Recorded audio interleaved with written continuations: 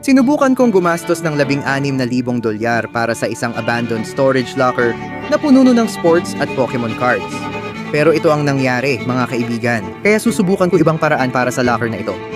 Naisip ko, bakit hindi tayo pumunta sa lugar bago matapos at subukang mag-alok ng cash para makuha agad ang locker? Joe, papunta na tayo ngayon. Sana gumana ito.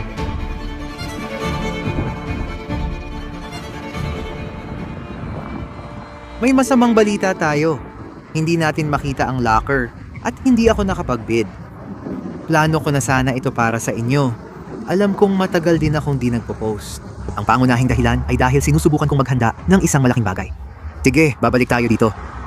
Matapos maghintay ng 6 na araw para sa locker na ito, nagkaroon ako ng oras para pag-isipan kung magkano ang kaya kong bayaran para dito. Na $16,000. May natitirang isang oras, nagpa siya akong bumalik. Ngayon, umabot na sa $8,300 at $20 at bumababa pa ang locker. Hindi pa rin ito bayad. Sobrang kinakabahan ako, sobrang excited. Pakiramdam ko kailangan kong umihi ngayon. Alam mo yung kapag naglalaro ka ng taguan, ikaw yung nagtatago at kailangan mong umihi, pero kakaihi mo lang. Ganun ang pakiramdam ko. Maglalagay ako ng bid sa 30 minutong natitira na talo ka na. Sige, 15 minuto na lang at tayo pa rin ang pinakamataas ang bid. Sobrang matutuwa ako kung hindi natin kailangan kumuha ng malaki. At nagsalita ako ng maaga, natalo na agad ako sa bid. Sa 10 minuto na lang, 3 minuto na lang, pwedeng biglang tumaas at mas mataas pa ang kalabasan niya. Grabe pare, 12,200 na ang usapan. Gusto ba nila talaga ang locker na to? Magbibid tayo ng 15. Siguro ito na ang pinakawalang kwentang locker sa pinakamahal na bid. May 5 minuto na lang tayo, nabenta na yun doon. Sa tingin ko, hanggang doon lang ang kaya ng taong yun. Siguro 15 lang ang limit niya. Makukuha natin ito sa 15, aalis na tayo, panalo na. Hindi, ito na ang huli kong bid. Kung di natin makuha ito,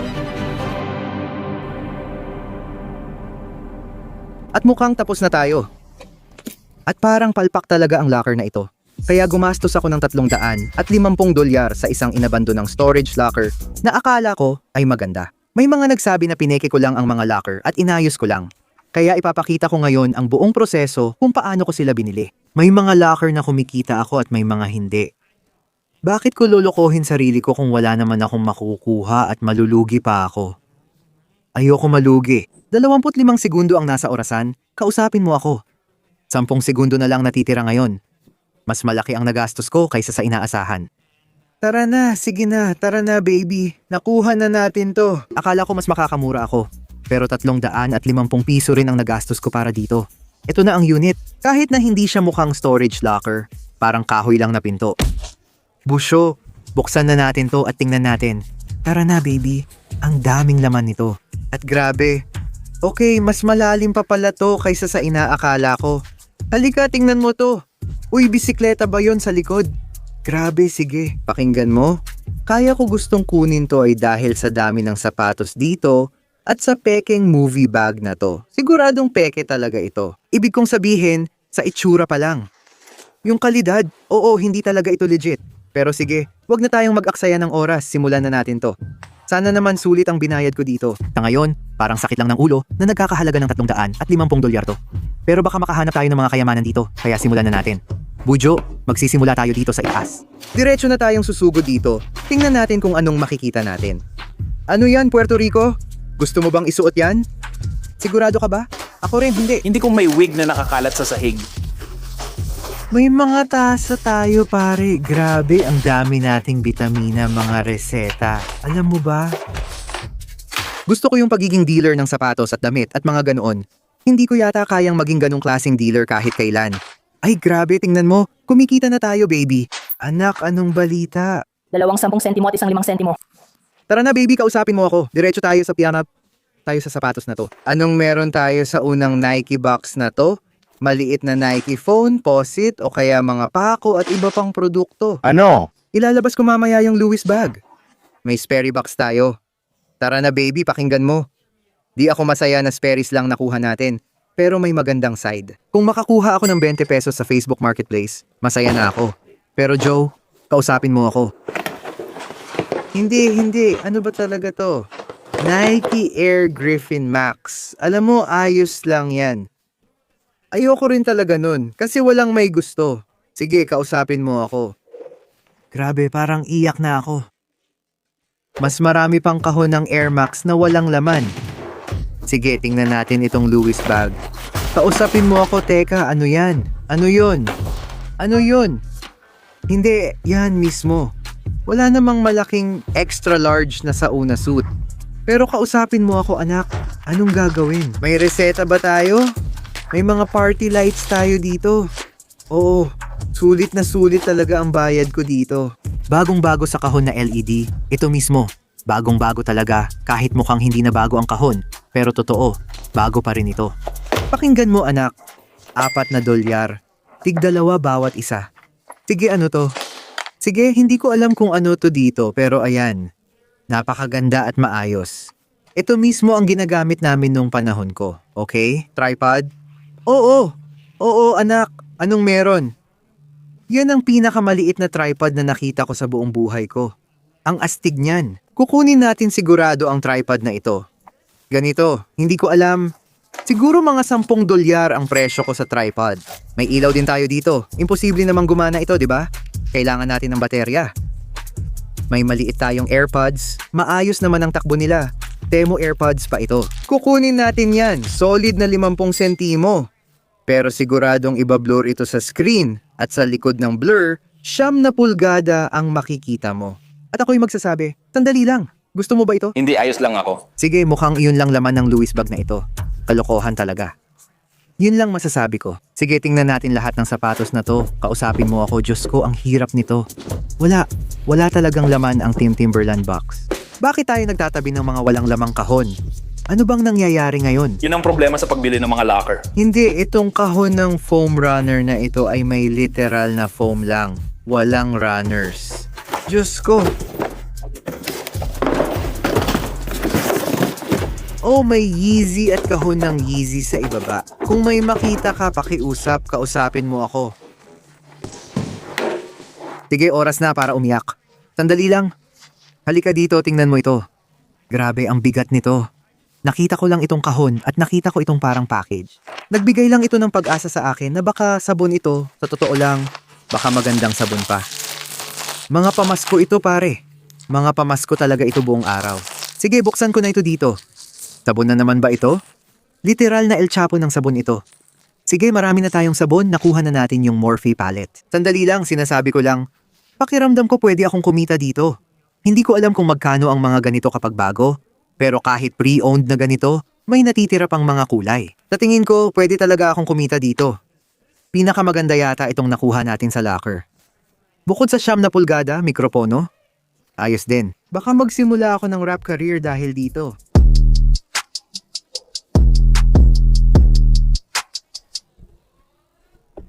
Grabe, jackpot na talaga ako. Anong balita anak, tama ba? May solid na 97 sentimos dito. Sandali.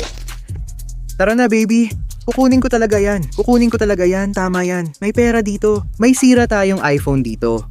Pero siguradong may taong gustong bumili nito sa eBay o iba pang lugar. Tingnan mo.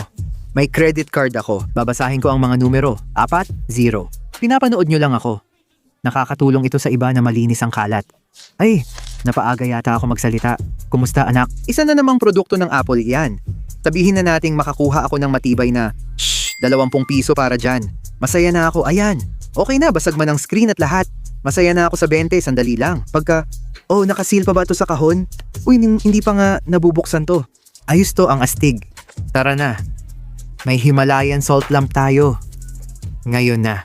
Usap tayo, tingnan mo yan, anak. Ayos to, alam mo yun. Pakinggan mo.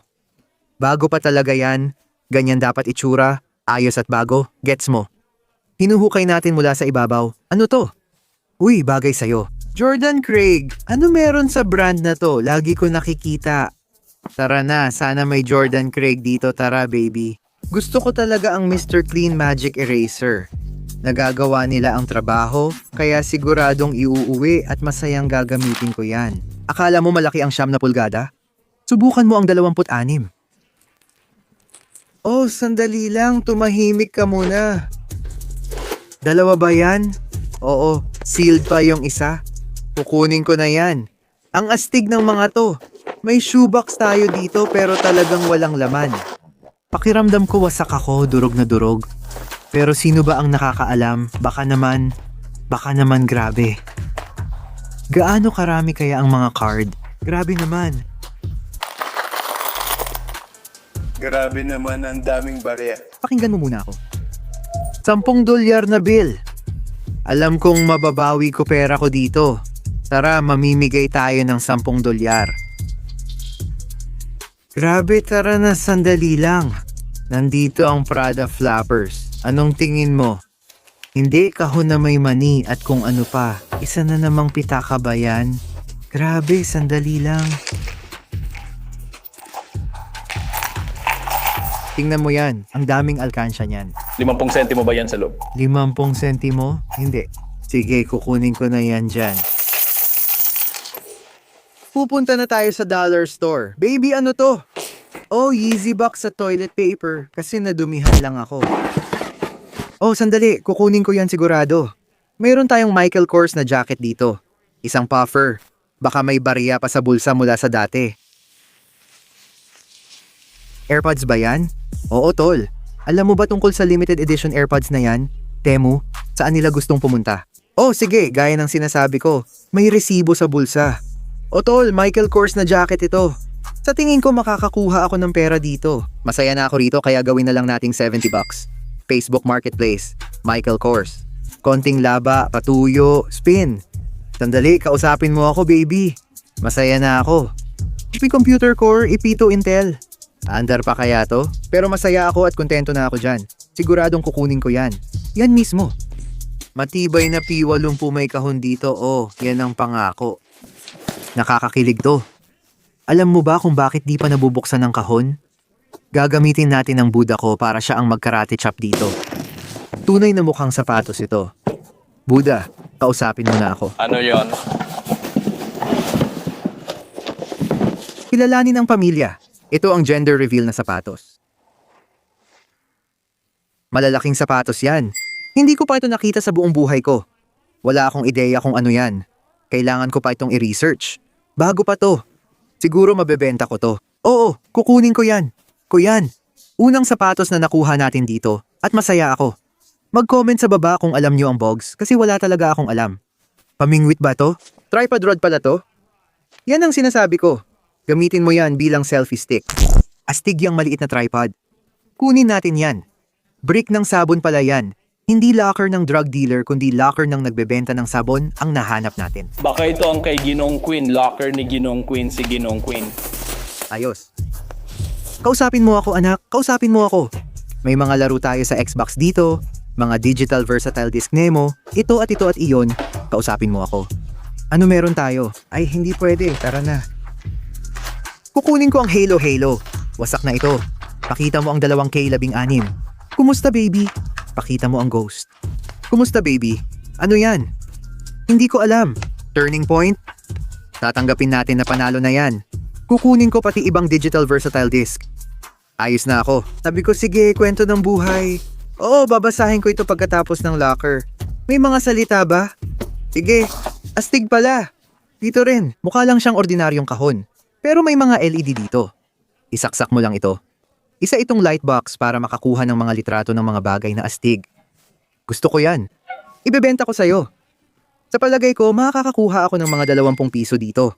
Gustong gusto ko na nabili ko ang locker dahil sa mga sapatos sa loob. At nauwi ako sa kutsyon at mga 500 piraso ng sabon. Sige. Sunod dito, may mga laruan ng bata tayo. Ay grabe, sige, kailangan mo ba ng medyas? Medyas ng baby? Ibebenta rin natin yan. Ano ba ito? Ayos. Kaya nitong magluto ng itlog gamit ang 1 onsa ng tubig. Sa palagay ko, magagamit ito sa camping at pwede nating subukan. Oh, pwede tayong kumita ng pera kay kuya, sigurado ako. Sige mga pare, 40 minuto na tayo dito. Ang paglilinis dito ay sobrang gulo. Tingnan mo to, may car seat tayo dito, baka makakuha ako ng $2 para di dyan. May mga television tayo rito na siguradong mapagkakakitaan ko. Kahit tig-60 piso ang benta ko, masaya na ako. Meron din tayong maliit na bicycle motocross bike na may training wheels. Tingnan mo, may sticker pa ng Walmart dito, 60 piso ang presyo. mahirap makita. Pero sa tingin ko, ito ang retail price, 60 piso. So ibig kong sabihin, sige sabihin na lang nating ibenta natin to ng 30. Kalahati ng halaga. Masaya na ako doon. Tara na baby, anong alam mo tungkol sa soundbar na yan? Meron tayong Vizio soundbar na astig, sobrang astig parang ganito. Kailangan ko pang i-search to. Baka mahal talaga to. Parang nagastos natin 350 piso dito. Masaya na ako, kunin na natin yan. May sukli pa tayo. Sige, marami pang laruan dito. Alam mo, mahilig talaga ako sa mga laruan at kotse at kung ano-ano pa. Pero WrestleMania, ano? Yung mga gamit ng Pokemon. Tama. Yan ang hinahanap ko. Naghahanap ako ng Pokemon cards. Sandali. Lumabas to nung bata pa ako at mahal dati. Teka, gusto mo bang hulaan kung magkano to? Gusto kong hulaan mo. $50. Akala mo 50 piso lang to? $40. Akala mo 40. Akala mo sige pababa ka ng pababa. Bibigyan pa kita ng isang hula. 20. Sa ngayon sa eBay, $13. Parang mga palikuran nito, uupo ka dito kapag nasa labas ka. Isa pa yan, meron pa ulit, pareho lang ng gamit. Tingnan mo to, parang kampo lang talaga, yun lang yun. Isa itong camping kit. Ito ang inidoro mo, ito ang palayok at kalan mo, at tapos na tayo dito. Yan na yun. Yan ang storage locker. Nagkakahalaga ito ng $350. At ito ang pinakamalaking sakit ng ulo sa buhay ko. Pakinggan mo ako, babawiin ko ang pera ko dito. Aabutin ba ng panahon? O aabutin ba ng tapang? Hindi o baka oo. Hindi ko alam pero ang masasabi ko sa'yo, ito ay backup locker lang. Sige, ang dahilan kung bakit ko kinuha ito ay dahil may isang locker na matagal ko nang minamanmanan. Nitong nakaraang linggo, sinubukan naming kunin ang iba't ibang locker pero lahat pumalpak. May mga video ako kung saan walang laman ang mga kahon. May nagnakaw ng gamit sa mga locker na ako ang bumili. Pero nakuha ko ang refund. May iba ring locker na bayad na bago ko nabili. Ayun, sige, abangan ninyo. Sana nagustuhan ninyo ito. Tulad ng dati, huwag kalimutang pindutin ang subscribe button. Pero Joe, tulad ng dati, mahal na mahal ko kayo. Kita-kits tayo sa susunod, Doc.